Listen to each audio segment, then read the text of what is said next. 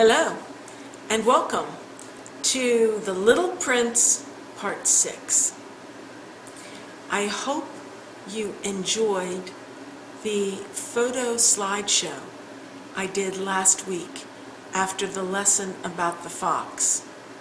I spent a lot of time on it, and I really enjoyed doing it, and I hope you liked it.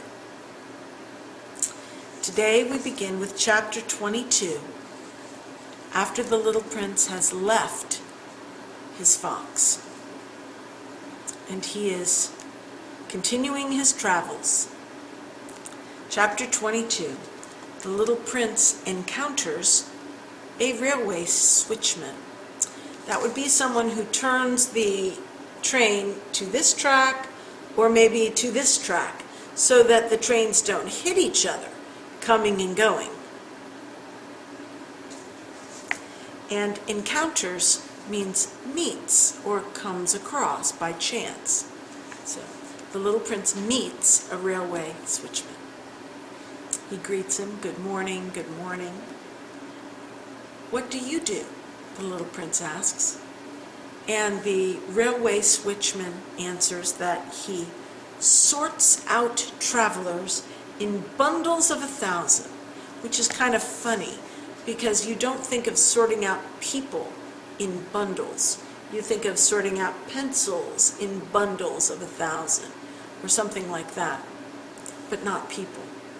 And it's not in bundles of 1,000. It's this railway car going this way, this train going that way. But that's kind of poetic the way he said it. I sort out travelers in bundles of 1,000. I send off the trains that carry them, now to the right, now to the left. And a brilliantly lighted express train, a fast train going like a bullet with bright lights, shot by really fast, so loud that it shook the railway switchman's station. The little prince says, they're in a hurry. They are going very fast. What are they looking for? The little prince is always interested in what people are looking for. He himself is looking for something, and he doesn't really know what. He's looking for friends and for peace. And not even the locomotive engineer knows what the people are looking for. That would be the man who drives the train, the engineer. He's the guy in the front. Not even him. Nobody knows what the people are looking for. Then another train went by in the opposite direction, and the prince says, are they coming back? Meaning the same people who went, are they now coming back? And the switchman says, they're not the same ones. It's an exchange. Some people go, get off the train, others get on and come back. Again, he is using language that is more often used for inanimate objects, like a pencil, not a human being. An exchange. Were they not satisfied where they were? No one is ever satisfied where he is, observed the switchman. So the little prince is wondering, why get on a train and rush over here only to turn around and rush back? Are you never satisfied to be where you are? And the switchman says, no one is ever satisfied where he is. A third train came going by very fast, and the little prince asked, are they pursuing the first? Pursuing means running after, chasing them, trying to catch them. Are they pursuing the first ones? And the switchman says, no, they are pursuing nothing at all. They're asleep in there. Or yawning. This is yawning. I didn't really yawn. Only the children are flattening their noses against the window, looking out. The little prince says, only the children know what they're looking for. They waste their time over a rag doll, and it becomes very important to them. And if anyone takes it away, they cry. Take away means take it away from you. This reminds me of what the fox said. One runs the risk of crying a little when one allows himself to be tamed. So the children know what they're looking for. And the switchman says, they're lucky. Next chapter. Chapter 23. The little prince encounters a merchant, a person who sells things. Good morning, says the little prince. This was a merchant who sold pills that had been invented to quench thirst, to make you not thirsty anymore. You will never need to drink water. Why are you selling those? Asked the little prince. Because they save a tremendous amount of time, says the merchant. With these pills, you can save 53 minutes every week.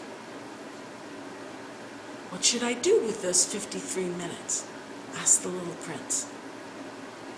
Anything you like. As for me, says the little prince, if I had 53 minutes to do just what I like with, I would walk at leisure toward a spring of fresh water. Walk at leisure means take my time. I'm not going to hurry. I will enjoy the walk toward a spring of fresh water. Doesn't that sound good? Makes me kind of thirsty. Here's my McDonald's cup full of fresh water. It's not very fresh. My friend the fox, the little prince said to the narrator, you know, the pilot. But the pilot interrupted him and said, my dear little man, this is no longer a matter that has anything to do with the fox. Why not? Because I am about to die of thirst. So the pilot is very concerned about water. He doesn't have any more left. And he doesn't want to hear any more stories about the fox. He wants the little prince to acknowledge that he's going to die of thirst.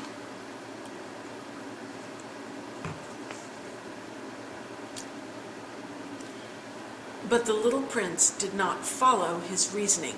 That means he did not understand why dying of thirst made the pilot not interested in a friend like a fox.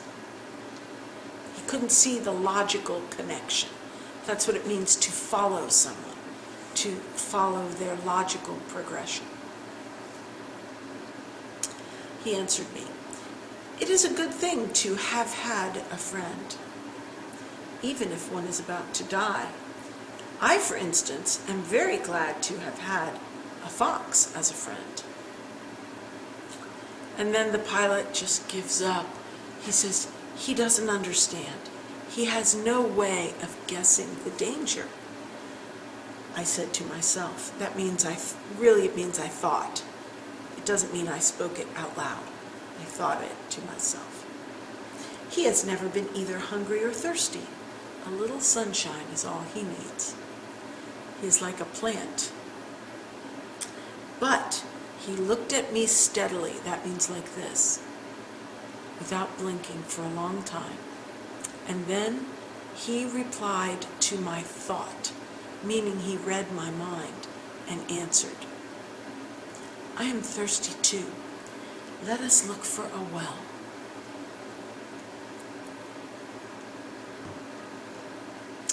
I made a gesture of weariness, like, just like that. It is absurd to look for a well at random in the immensity of the desert. But nevertheless, we started walking. In spite of the absurdity, we walked. When we had trudged along for several hours in silence, the darkness fell. That just means it got dark. And the stars began to come out. Thirst had made me a little feverish, and I looked at them, meaning the stars, as if I were in a dream. Now remember, the pilot, Antonie de Saint-Exupéry really did crash in the Sahara, and he really did become feverish from thirst, and he had hallucinations. He imagined, saw things, and he was almost dead when he was rescued by a group of Bedouins, people who live in the desert. So, he looked at the stars as though in a dream. The little prince's last words came reeling back into my memory. The little prince just finished saying, "I am thirsty too. Let us look for a well." So, "Then you are thirsty too?" I demanded. That means asked insistently. But he did not reply to my question. He merely said to me, meaning only or just, said to me, "Water may also be good for the heart." So the little prince is thirsty with his heart for something that will encourage him, or be spiritual water, something encouraging.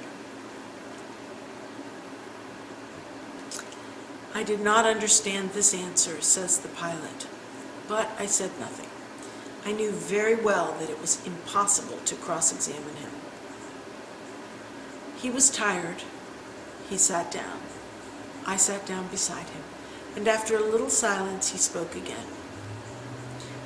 "The stars are beautiful because of a flower that cannot be seen," he said. I replied, "Yes, that is so." And without saying anything more, I looked across the ridges of sand that were stretched out in the desert, in the moonlight. "The desert is beautiful," the little prince added, and that was true. I have always loved the desert. One sits down on a desert sand dune and sees and hears nothing. Yet, through the silence, something throbs and gleams. Gleams is light, shining. Throbs is movement. It's like there's life in the desert. "What makes the desert beautiful," said the little prince, "is that somewhere it hides a well." I was astonished by a sudden understanding of that radiation of the sands. See, the pilot had always loved the desert, but he didn't know why. Now he understands. When I was a little boy, I lived in an old house, and legend told us that a treasure was buried there. To be sure, no one had ever known how to find it. That just means it is true. Nobody ever knew how to find it or tried. But it cast an enchantment over the house. It made the house feel like magic, because the house was hiding a treasure. "Yes," said the little prince, "the house, the stars, the desert. What gives them their beauty is something that is invisible. It cannot be seen." "I'm glad," he said, "that you agree with my fox." As the little prince dropped off to sleep, I took him in my arms and set out walking once more. So now he's carrying the little prince. and he feels how fragile, how easily broken or killed or lost is the small boy. And he feels tenderness for him. He says to himself, which really means thinks, what I see here is nothing but a shell. What is most important is invisible. A shell means an external covering. So it's just the outside. But what is essential is inside, in the personality and the soul of the little prince. Let's see. His lips opened slightly with the suspicion of a half smile. And I said to myself, what moves me so deeply about this little prince who is sleeping here is his loyalty to a flower, the image of a rose that shines through his whole being like the flame of a lamp, even when he is asleep. And I felt him to be more fragile still. So what touched the pilot so deeply was the little prince's love for his rose, which shined through him. And as I walked on so, I found the well at daybreak. That is, of course, a miracle, magic. There cannot be a well at random in the desert of the Sahara. Chapter 25, Finding a Well. The narrator and the little prince discuss his return to his planet. Men, said the little prince, set out on their way in express trains, but they don't know what they are looking for. Then they rush about and get excited and turn round and round. It's not worth the trouble. The well we had come to was not like the wells of the Sahara. The wells of the Sahara are just holes dug in the sand. But this one was like the well in a village. But there was no village, and I thought I must be daydreaming. It's crazy, it's just magic. It is strange, I said to the little prince. Everything is ready for use. The pulley, the bucket, the rope. He laughed and touched the rope and set the pulley to working. And the pulley moaned like an old weather vane which the wind has long since forgotten. So it's like, like that. Did you hear, said the little prince? We have awakened the well, and it's singing. The little prince hears the well singing. I did not want him to tire himself with the rope. Leave it to me, I said. It's too heavy for you. I hoisted the bucket. That's a word for lifted. I hoisted the bucket slowly to the edge of the well and set it there. Happy, tired as I was, happy over my achievement, tired as I was. The song of the pulley was still in my ears, and I could see the sunlight shimmering on the still trembling water. So we could hear the song of the pulley and see the gleams of light in the water. I am thirsty for this water, said the little prince. Give some of it to me to drink. He doesn't need to drink, but water can be good for the heart. I raised the bucket to his lips, and he drank with his eyes closed, like this.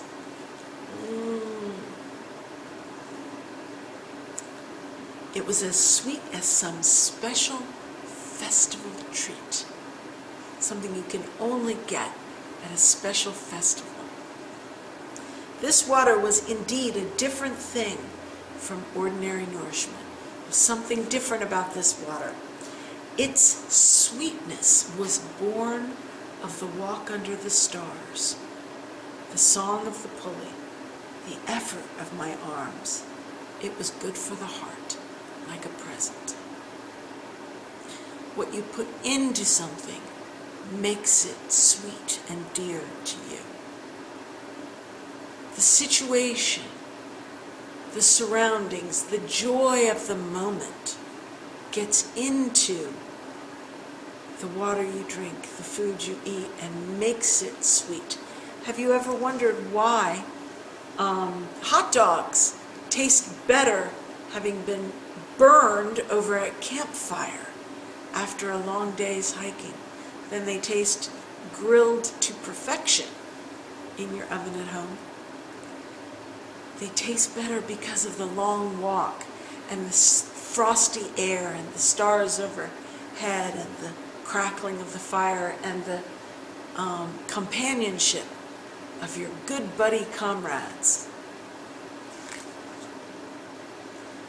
This water was indeed a different thing from ordinary nourishment. Its sweetness was born of the walk under the stars, the song of the pulley, the effort of my arms. It was good for the heart, like a present. When I was a little boy, the lights of the Christmas tree, the music of the midnight mass, the tenderness of smiling faces used to make up so the radiance of the gifts I received. Once, I climbed a mountain with a group of friends when I was a child. It was a music group from church, and I was the youngest person in it. I was maybe 14 or 15 years old. We climbed to the top of the mountain, and then we played music around the campfire, and somebody had carried up a bag of tomatoes from his garden, vine-ripened, ripe tomatoes. And he just put them out, and people were eating them like apples. And they were the best tomatoes I've ever had, before or since. And I realized that their goodness was born of the walk up the hill, of the music around the campfire, of the chilly night air and the sparkly stars and the sense of unity and communion and love that I felt from the other musicians, the music players. This was a new feeling to me. I was not accustomed to feeling loved. And that feeling got into the tomatoes and made them good.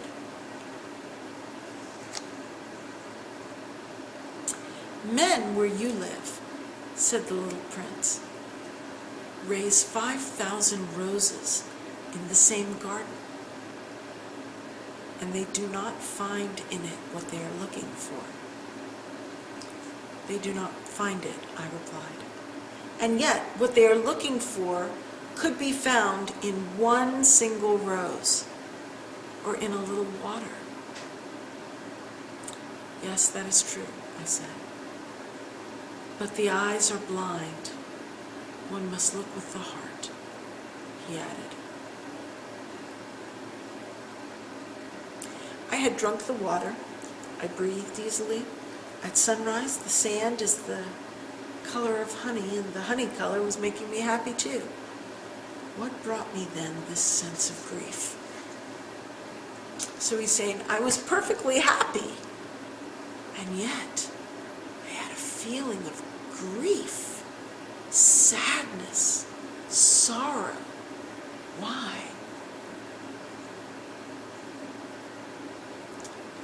You must keep your promise, said the little prince softly, as he sat down beside me once more. What promise? You know, a muzzle for my sheep, a muzzle. I am responsible for my flour. He learned that from the fox. He cannot allow the sheep to eat the flour. I took my rough drafts of drawings out of my pockets, and the prince looked them over and laughed as he said, Your baobabs, they look like cabbages. Oh, said the pilot, I had been so proud of my baobabs. Your fox, his ears look like horns. They're too long. And he laughed again. What a wonderful laugh he had. "You are not fair, little prince. I don't know how to draw anything except boa constrictors from the outside and boa constrictors from the inside." "Oh, that'll be all right," he said. "Children understand. Children understand your pictures, even if they're not correct." Then I made a pencil sketch of a muzzle and gave it to him. As I gave it to him, my heart was torn. "You have plans I do not know about," I said, but he didn't answer me. He said to me instead, "You know, my descent to the earth, tomorrow will be its anniversary, 1 year." Then, after a silence, he went on, "I came down very near here." And he flushed. That means he got red and hot in the face. And once again, without understanding why, I had a queer sense of sorrow. Something was making me grieve. One question, however, occurred to me, came into my mind. Then it was not by chance that on the morning when I first met you, a week ago, you were strolling along like that means walking, all alone, 1,000 miles from any inhabited region. You were on your way back to the place where you landed. And he flushed again. I added with some hesitancy, not quite sure I wanted to ask this question. Perhaps it was because of the anniversary? Were you coming back in order to go back to your planet? The little prince flushed once more. He never answered questions, but when one flushes, does not that mean yes? "Ah," I said to him, "I am a little frightened." But he interrupted me. "Now you must work. You must return to your engine. I will be waiting for you here. Come back tomorrow evening." You know, tomorrow is the anniversary. Tomorrow evening, he's saying, come back at night. But I was not reassured. He said, "I will wait for you," but I was not reassured. In other words, the pilot was worried. I remembered the fox. One runs the risk of weeping a little if one lets himself be tamed. Weeping is crying very bitterly. Maybe the pilot has allowed himself to be tamed. Next week will be our last class in The Little Prince. If you haven't already looked at the photo slideshow from last week, maybe you'd like to look at it now. And I'll include it again at the end of the package. If you have any comments, feel free to give me a call, not a call, an email, and I'll get back to you. See you next week.